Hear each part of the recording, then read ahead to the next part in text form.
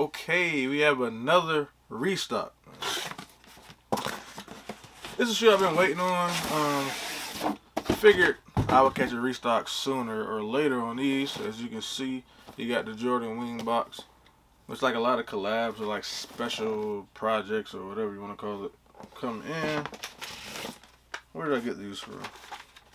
Oh, I got these from Snipes or Jimmy Jazz. Definitely a shoe I wanted. Like I said, I waited on. I got the midnight navy, so I figured I'll go ahead and complete the set.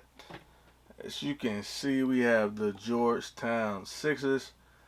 You got the fully gray suede upper with the hints of that midnight navy blue.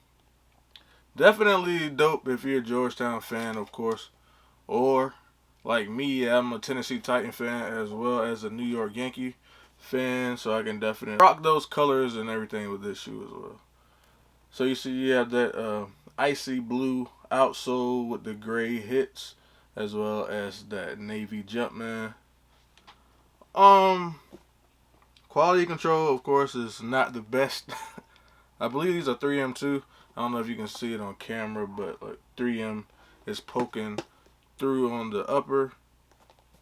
This is definitely a fire shoe. Clean. The suede feels good. It reminds me of the Travis Scott 6 a little bit, the British khaki. Then you got the navy Jumpman on the back. Bring out both shoes, but I mean, it's really not much to talk about with these joints, man. Definitely clean. Let me know if you cop these, what you think about them. But yeah, this probably be a really short video because, like I said, there's not much to talk about. But if you're watching this, let me know, were you able to cop the Chicago ones or the Lost and Found Jordan ones? Because I'm 0 for 4 currently. It's what is it, Friday afternoon. Sneakers Pass just happened and I took the L on that.